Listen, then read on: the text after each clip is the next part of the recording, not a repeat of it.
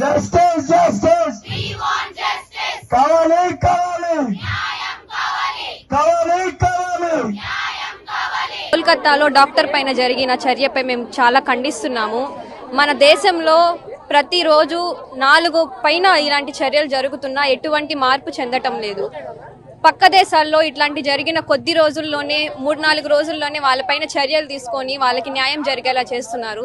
ఇక్కడ మన దేశంలో జరిగి 10 రోజులైనా మన ప్రభుత్వం అనేది ఎటువంటి చర్య తీసుకోలేదు, ముందుకి రావటం లేదు.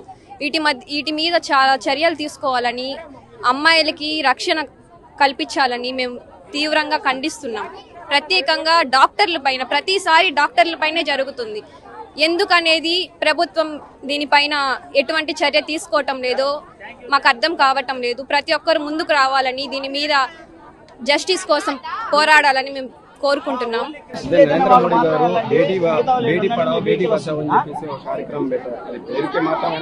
అది పేరుకు మాత్రమే, ఎక్కడ అమలు కావటం లేదండి. చూస్తున్నారు కదా, కొందరు అంటారు, కొందరు పెద్దవాళ్ళు న్యూస్ లోనే అంటారు, అమ్మాయిల డ్రెస్సులు అంటారు, మీరు ఎక్స్పోజింగ్ అంటారు. పిల్లలు ఎటువంటి డ్రెస్సులు వేసుకుంటున్నారని పిల్లల మీద ఇలాంటి అత్యాచారాలు జరుగుతున్నాయి. ఇది మొదట అబ్బాయిల మీద వాళ్ళ చూపులో ఉండాలి. ఇలాంటి వాళ్ళని ఒక్క కేసైన పబ్లిక్ లో శిక్ష అనేది వేస్తే ఇంకొకరు ఇలాంటి చేయడానికి భయపడతారని మా ఉద్దేశం. ఇలా ప్రభుత్వం ఏ చర్యలు తీసుకోకుండా ఉంటే ఇలాంటి ఇంకా ఎక్కువ జరుగుతూ ఉంటాయి. మన దేశం అనేది ఎప్పటికీ అభివృద్ధి చెందకుండానే ఉండిపోతుంది. పబ్లిక్ లో ఎలాంటి శిక్ష ఇస్తే మీరు ఆ అబ్బాయిని నిలబెట్టి దేని కొరకైతే చేశారో అట్లాంటి వాళ్ళని అక్కడే ఎన్కౌంటర్ చేయడమా, లేకపోతే నెక్స్ట్ అలాంటి పనికి రాకుండా చేయడమో చేస్తే అందరికీ భయం కలుగుతుంది. మార్పు అనేది ఖచ్చితంగా చెందుతుంది. మీరు కాలేజీలో చదువుతున్నారు, మీరు ఎలాంటి ఇబ్బంది ఎదుర్కొంటున్నారు? ఇబ్బంది ఎదుర్కోవడం అంటే, అమ్మాయిలు కాలేజ్కి వెళ్ళాలి అంటే పక్కన వాళ్ళు ఏమి చెడు ఉద్దేశంతో చూడకుండా ఉండాలి. మాకు ఒక రక్షణ అనేది లేకుండా ఉంటుంది. ఎక్కడ వెళ్ళినా ఫుల్ సెక్యూరిటీ అనేది అస్సలు దొరకటం లేదు. ఇలాంటి కేసులు జరుగుతూ ఉంటే అబ్బాయిలకి ఏం జరుగుతుందిలే, ఏం చేస్తారులే అనే నమ్మకం ఎక్కువైపోయి వాళ్ళు అలాంటి చర్యలే తీసుకుంటారు.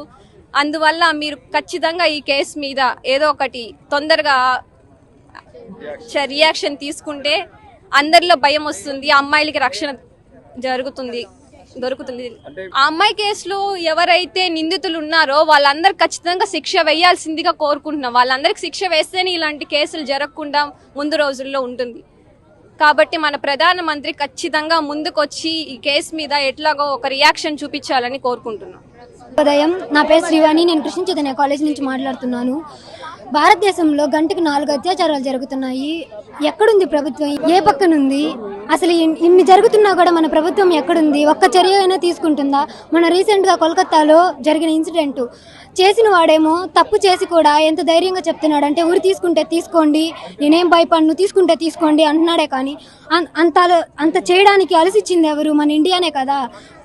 ప్రధానమంత్రి ఏమన్నాడు? బేటీ బచావో బేటీ పడావో అన్నాడు. కానీ ఇవన్నీ ఎట్టుపోయాయి.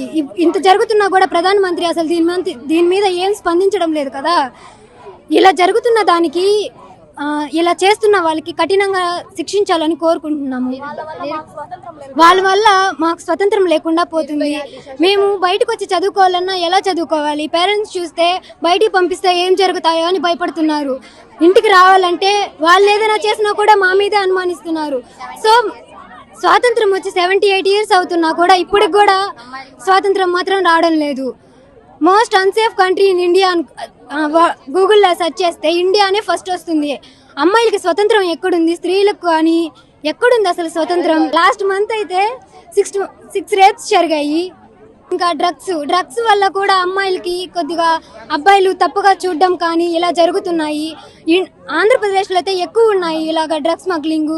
అవి గాంధీ గారు చెప్పిన ఒక మాట,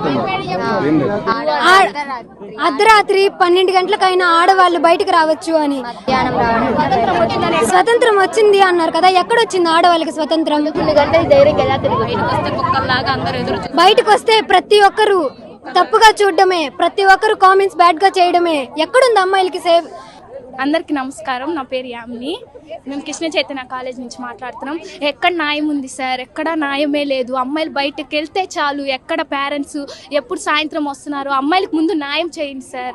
బయటకు వెళ్ళారంటే సాయంత్రం కాలేజ్ నుంచి ఎప్పుడు వస్తారని టెన్షన్ సగం మంది పేరెంట్స్ ఆపేస్తున్నారు, చదువులే ఆపేస్తున్నారు. ఎక్కడ పంపిపలేదు, ఇంట్లోనే గిన్నెలు తోముకను. ఏం మగవాళ్ళు అయితే చదువుకోవాలి, ఆడవాళ్ళు అయితే చదువుకోకూడదు. ఆడవాళ్ళు ఇంటికే పరిమితమా?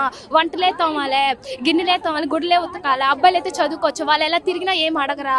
ఎవరైతే రేప్ చేశారో వాళ్ళ ముందు 1 hour 2 hours లో వాళ్ళని ఉరిదీసేటట్టు చేయండి. ముందు అబ్బాయిల్ని కంట్రోల్లో పెడితే అది బాగుంటది. గవర్నమెంట్ బయటకు వెళ్తే ర్యాగింగ్స్, అదేంటి అమ్మాయిలు అయితే చదువుకోవడానికి రావలేదా? వాళ్ళు అవసరానికే కదా వస్తారు, చదువుకోవాలని ఆశతోనే కదా వస్తారు, వాళ్ళ పేరెంట్స్ని చూసుకోవాలనే కదా వస్తారు. మామూలుగా మేమేమన్నా ఖాళీకి తిరగడానికి వస్తున్నామా? చదువుకోవడానికే కదా వస్తున్నాము. ముందు వాళ్ళకి కానీ లైఫ్లో చాలా డ్రీమ్స్ ఉంటాయి కదా, ముందు అది చూడండి. అంటే బ్యాడ్ వర్డ్స్ మాట్లాడడము, చులకం చేసి మాట్లాడడము, అమ్మాయిలు ఎందుకు వస్తున్నారు తెలియకుండా ఉండడము, తప్పుగా చూడడము. చూపు ఎట్టున్న అమ్మాయిలు రెడీ అవడంలో ఏముంటుంది సార్? వాళ్ళు చూసే చూపులో తప్పు ఉంటుంది. అమ్మాయిలే తప్పు చేసినట్టు చూస్తారు. అదేంటో. ఈరోజు రక్షాబంధన్, ఈ రక్షాబంధన్కి సంబంధించి మీ మహిళలకు ఎలాంటి రక్షణ కావాలని కోరుకుంటున్నారు? అందరూ అమ్మాయిలు కానీ సమానంగా, అబ్బాయిలు ఒక రకంగా, అమ్మాయిలు ఒక రకంగా చూడకుండా అందరు సమానంగా చూసేటట్టు, అబ్బాయిలు తప్పుగా చూడకుండా ఉంటే చాలు. పేరు మనోజ్ కుమార్, బీజేవైఎం రాష్ట్ర అధికార ప్రతినిధి. ఈరోజు స్థానిక డిఆర్డబ్ల్యూ కళాశాలలో ఏదైతే కోల్కతా నగరంలో జరిగినటువంటి వైద్య విద్యార్థినిపై హత్యాయత్నం, అదేవిధంగా అత్యాచారం జరిగింది, అదేవిధంగా హత్య జరిగింది.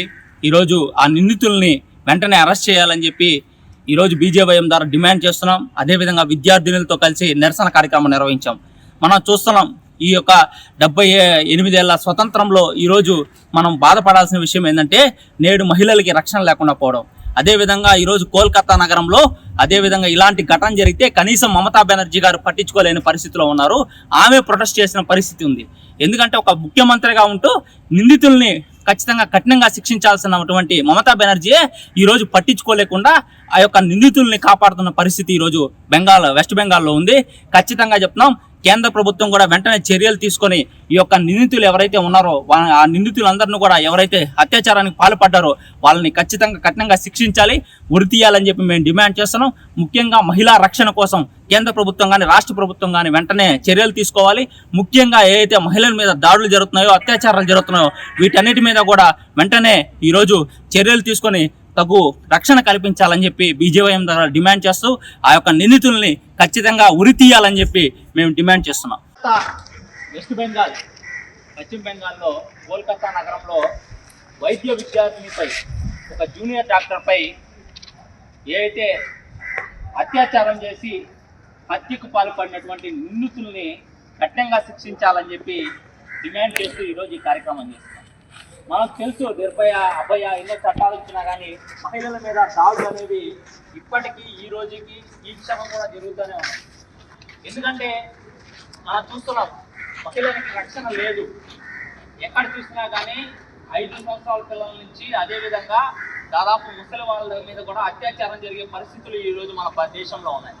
ఇవన్నీ అరికట్టాలంటే ఖచ్చితంగా మహిళలు ముందుకు రావాలి, ఖచ్చితంగా గట్టిగా ఉండాలి. ఏదైతే పోలీస్ శాఖ ఇస్తున్నటువంటి ప్రతి ఒక్క విషయాన్ని కూడా ముందుకు తీసుకొని వాళ్ళ అడుగుజాడల్లో ఇప్పుడున్నటువంటి హెల్ప్ లైన్ నెంబర్స్ అన్ని కూడా తీసుకోవాలి.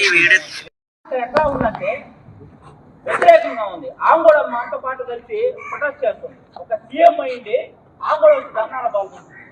ఒక సీఎంగా ఏం చేయాలి?